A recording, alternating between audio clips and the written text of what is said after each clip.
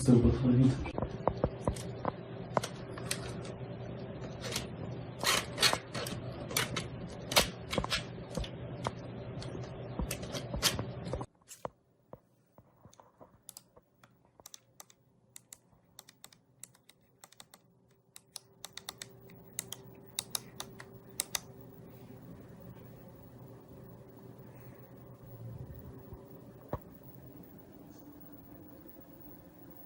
Değerleri normalinde. Şimdi deneyelim bakalım.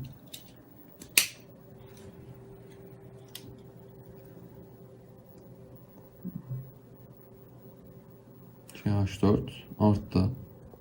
Güzel bir şey bu.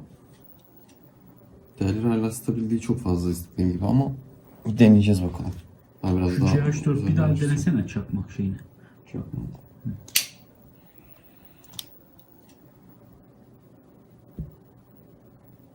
Çok iyi.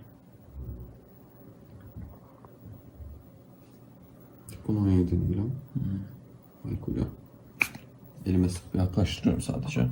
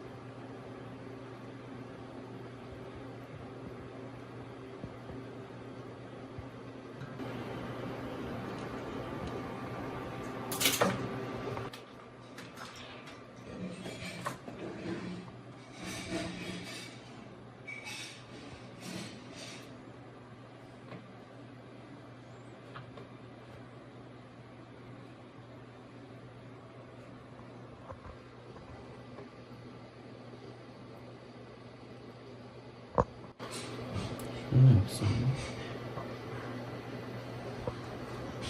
İşte.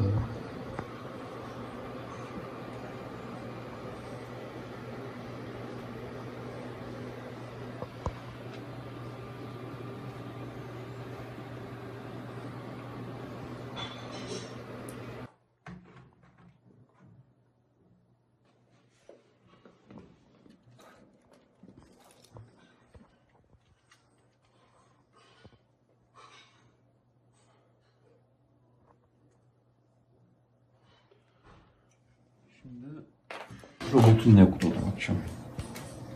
Yani modülün robota gönderdiğini.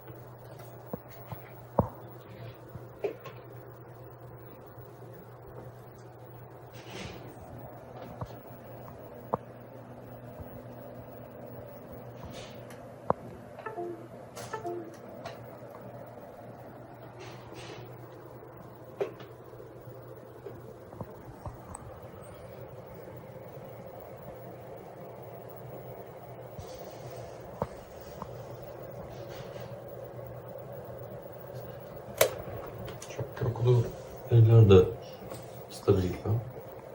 Şöyle.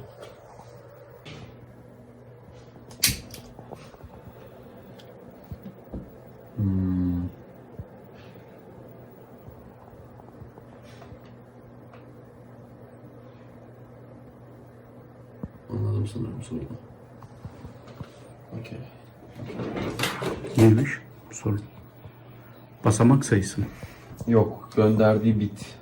Yani gönderdiği paketin boyutu problem. Çünkü şöyle okuma kısmını 1 byte yapıyor bu. Her gelen veriyi 1 byte'mışçasına okuyor. O yüzden herhangi bir veri 1 byte'ın üzerine çıktığı zaman verinin devamı bir sonraki rakama kayıyor. Bunu şey gibi düşünebilirsin. Okuyan kısım bir blok okuyor. Ama gönderen kısmın tek bir rakamı 2 blok. O yüzden bir karmaşıklık oluyor orada. Anladım. Artan kısım bir sonraki pakete ekleniyor bir şekilde. Aynen. Nasıl yapalım? Tamam, bir dakika bakalım. Az önce fark ettin mi? Yeşil yandı gaz verince. İçindeki Olabilir. Görmedim. Bir daha paketi temizliği devam et. Nasıl bir şey mesela bakalım.